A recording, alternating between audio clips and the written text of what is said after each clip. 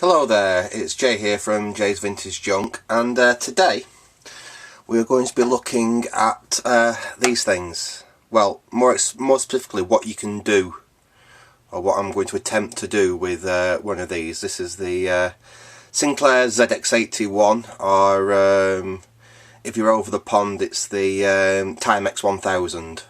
It came out in, I think it was 1981, was one of the first truly affordable home computers, replaced the Sinclair ZX80, which was a kit computer, and yeah, very limited. As they come out of the box, you couldn't even buy these as a kit, so if you got it out of the box and you were being a cheapskate, you had to solder the thing together yourself, or you could buy it as is like this.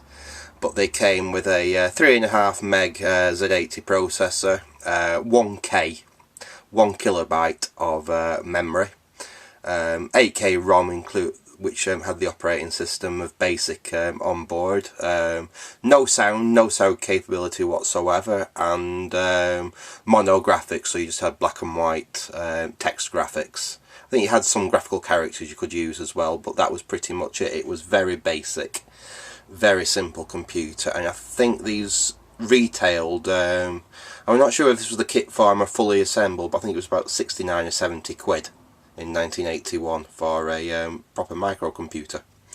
So yeah, there was thousands and thousands and thousands of these sold because they were so cheap. There's lots of jokes about them, but they do have a bit of a cult following, and I wanted a very simple computer to have some fun with, to have some experimentation with, really.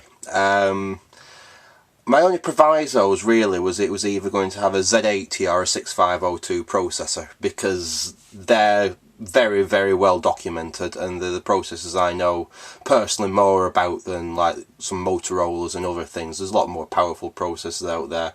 There's a lot of processors which are based on them two processors, especially the 6502, which has lots of different derivatives in the same family. But I thought I would probably stick with the Z80 because it's nice and easy to use.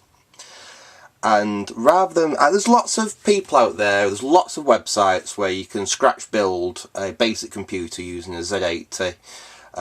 There's people put their own basics out there for these home built computers, but I'd just be building the board and everything for the exercise of doing it. And what I really want to get to grips with is how expandable I can make a basic system like that. So instead I took the ZX81, and we just look down here. This is a ZX81. What I showed you before was just the case. It really is tiny. It is tiny. I mean, I've not got huge hands. My hand covers it nicely. That really is how small the motherboard is. I mean, that is the same size modulator used in the Spectrum, and well, you can see it is it's the most minimalist computer really going. I actually really like this. It is so minimal, and that's the thing. Like I said, when they came out of the factory, I think this Timex 1000 actually had 2K of memory, but the ZX81 had 1K of RAM, which you can't do a lot with 1K of RAM. In BASIC, I think it's about 50 lines of code will fit into 1K of RAM. So what I wanted to do was take a ZX81 and see how far I can go with it, how I can expand it, whether I can possibly even get sound, get colour, whatever I want. I'm going to do this just to play with it. So I'm starting off with basically this. Now, first thing I've done, this ZX81 that I'm working off this, I have a few mint, really nice condition, boxed Sinclair Z81s with all the with a ZX RAM pack, all the manuals and everything. This is one that I just have the computer. It came in a box of bits. I didn't have its original power supply with it. I didn't have any of its manuals of the box or anything. That's why I'm not too bothered about doing this. I'm not ruining anything that's unique or rare. I'm not actually going to do anything to this which will wreck it at all, to be honest. That's where we start with here. First thing I did was this particular ZX81 has always had a terrible RF output. When I first got it, I did power it up using bits from one of my other ZX81s, and I could get a picture on the TV with it, but it was very critical on the tuning and it was not stable. It just didn't give a good RF output, unlike my other two ZX81s, which actually give really nice, crisp, clean RF outputs. It just wasn't very good. I'm sure it was just the caps in the modulator which need replacing, but as I have two that are in fully working order, I thought, right, well, I want to use this with a composite monitor, so I will do a composite vid mod on it. Now, on the ZX81, the composite vid mod is not quite as easy as it is on the Sinclair Spectrum, like the Spectrum 48K. And Spectrum 48K, it is very, very easy to composite mod it. Basically, all you do is you bypass the modulator. You cut the 5-volt power line to the modulator. You take the video input going into the modulator and you connect it straight to the phono jack at the back there. Now, on the ZX81 you can't do that because the modulator is actually driven straight off the ULA. It's actually driven straight off pin 16 of the ULA there. And it just doesn't have enough actual oomph there to drive the monitor direct. You will get an image. You will, 9 times out of 10, if you was to come straight off the pin 16 of the ULA, pick up a ground and feed it into the composite on a monitor, you will get an image, but it will be very, very, very washed out, as in the blacks will not be black. They will be very light grey on a white background. There isn't enough actual signal there to do it properly. So what you need is you need to give it a little bit of help, and the way you do that is with a an amplification transistor. Now, what I started off with, I had a look online the best way to do this, and I found this circuit here. So what we've got, I hope you can see that alright, is we have pin 16 of the ULA going in. Now, any general purpose NPN transistor will work for this circuit. I've used a BC223, I think. I've got lots of them in my spares, but it is just a general purpose NPN transistor. I think it's got HFE of about 220, 230, something like that. So it's just a general purpose transistor. A BC108 I think could work just as well. Anyway, so we come ULA into the base of the transistor. We want 5 volts on the collector of the transistor. Now in this circuit we have a 100 ohm resistor to ground off the emitter, and that junction between the emitter and the resistor is where we pull our composite video out. Now I built that up and I tried it, and it didn't really work very well. On an old CRT monitor, it actually worked pretty well. I got a good stable image. On any LCD monitor I tried, no. I could see it was there, but it was rolling. I couldn't get it to stabilise at all.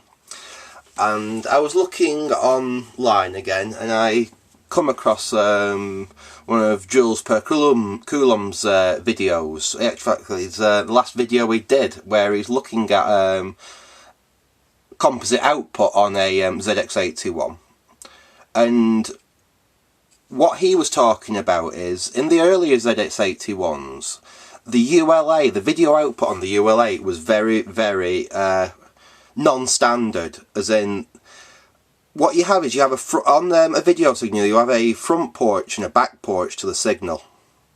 Now on the original ULAs for the ZX81 there really wasn't any back porch there at all, which meant that yes, like I said, composite monitors and stuff could get a signal off it, but the blacks were not good solid black. You get more of a grey washed out effect with them.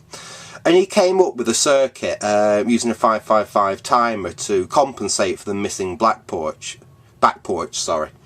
And And what his circuit used, I won't bother with the bit that implemented the back porch, because my ZX81 that I'm working on here is actually an issue 3, which has a later ULA on it, and it actually provides a bit of back porch itself. They corrected it in the later ULAs, and that's not an issue. You get more of a more blacks on it.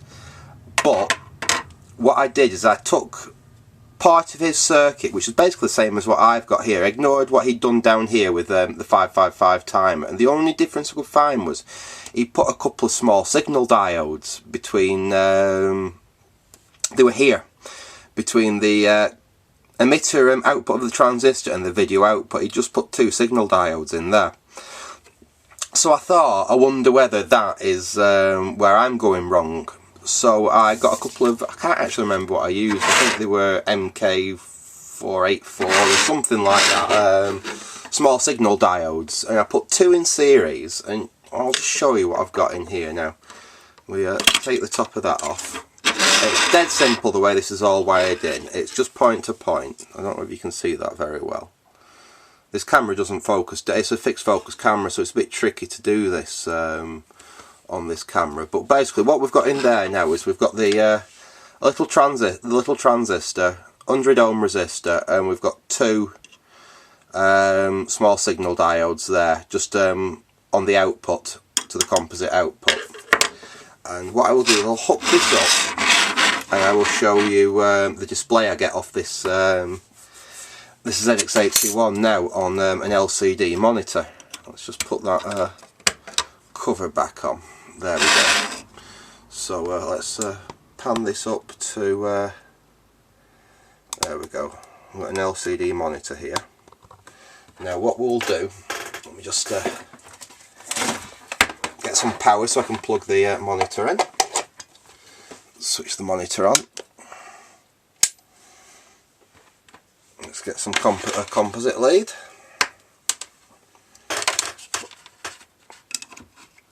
Now there we go, that's the monitor powered up. Now if I just apply power to the ZX81's board, there we go. And as we can see there, we have got a really nice, crisp, clean signal off that ZX81. I'll just pan that down so you can have a quick look at the board.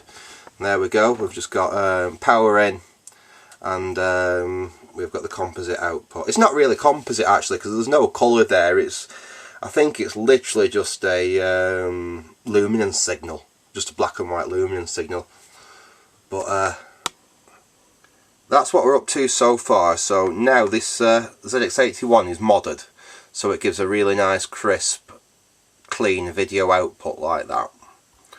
And the next thing I did with it, bear in mind that this hasn't been used in years, so as a matter of course I've replaced the electrolytic capacitors. Interestingly enough, the 22 UF there had like horrible cruddy deposits all around one side of it, so I thought I'd better change that. We actually took it out and tested it on the SR meter. It's absolutely fine, but for future proofing I've put a new one in. I changed the 1 UFs there just as a matter of course, seeing I was doing it. The next thing I did with this is I actually removed all the... This is an issue 3, and I think they're all the same, the issue 3s, that everything was soldered direct to the board. So the ULA, the CPU, the ROM, the RAM was all soldered straight to the board. So I took everything off and I socketed everything. And what I have actually done, if you look at the the socket for the ROM there, let's just lift this up so you can see. I've actually used a 28 pin socket, even though that's a 24 pin IC. The board is made out for a 28 pin socket, and the reason I've done that is in the future I will be wanting to swap that ROM for something else. You can't just put an EEPROM in there, the actual pinouts are different, but putting in a socket like that means I can put a pin header in there, I can put a daughter board on top of it and do whatever I want without actually altering the board at all. Same with the RAM. Currently what we've got are 2 1K x 4 ROMs there, so you need 2 of them for the full 8 bits. You've got 4 bits each. So we've got 1K of RAM in there. These are 2 114s. And what I plan to do next is I want to upgrade this for some more RAM. I've got a few ways I can do that. I could use an external RAM expansion up to 16K. I think I've got some 16K ones lying around. But that means going on the edge connector here, it means you've got all the problems with RAM wobble, all that. I'd rather do it on board. What I've done, if you can see, they're the standard sockets I've fitted the 2 original RAM chips to, but I've also fitted this 28-pin socket there. So I can pull them out. I can put my own little data board on top of there, and I can experiment with different types of RAM. Because the Z80 will, and even this computer, the ZX81, will actually take up to 64K of memory without going into bank switching and stuff. I mean, if you use bank switching, the sky's the limit. You could have 4 meg on here if you wanted, 1 meg, whatever you wanted, but you'd have to do it in banks of 64K. 64K for this computer is going to be more than I'll ever need, so what I will do is I will take them out, leave the sockets in situ, so I can always play in the future. That's the whole point behind this, is it's something to mess about with, play with, experiment with. So I can pull them out, I can put my own little data board in there with a little riser, and I can try whatever RAM I want. I've got some 8x8 SRAMs, so they're 8K by 16 bits.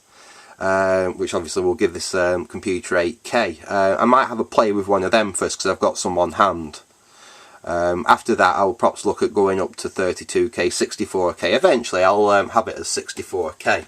The other thing I want to do is experiment with the ROMs on this, because what I've found out is a couple of different people actually did a replacement ROM for the ZX81 which replaces the basic operating system with Forth. And I've always fancied having a bit of a play with Forth. Obviously the go-to computer to play with Forth of a microcomputer is the Jupiter Ace. But Jupiter Aces sell for ridiculous amounts of money nowadays. Absolutely unbelievable amounts of money for what it is. This is pretty much similar, apart from the fact it's got audio on it, it's not that dissimilar spec from the ZX81. And there's a couple of companies actually produced a Forth ROM to replace the original Sinclair ROM and turn it into a Forth computer.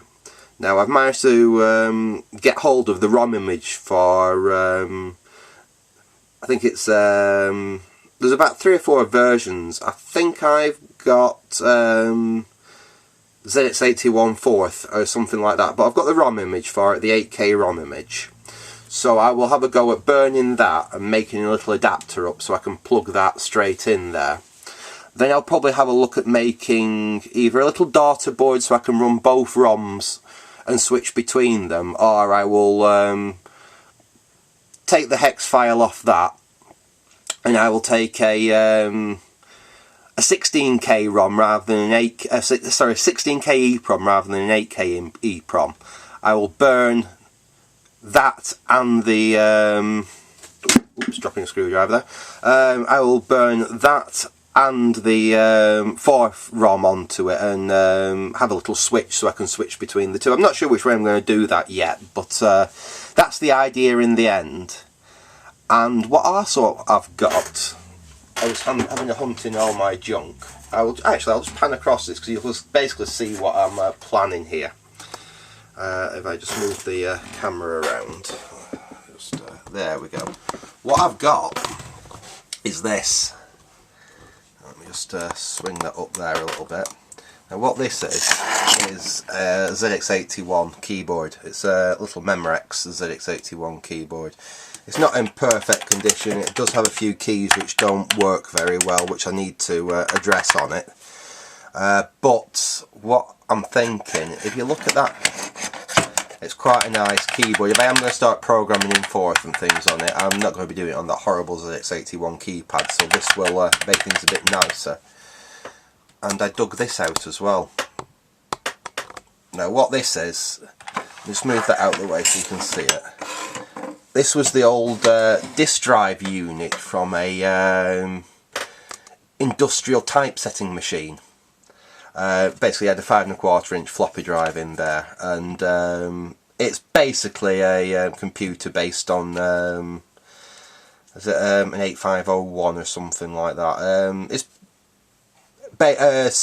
based on one of the 6502 family processors. It's not 6502.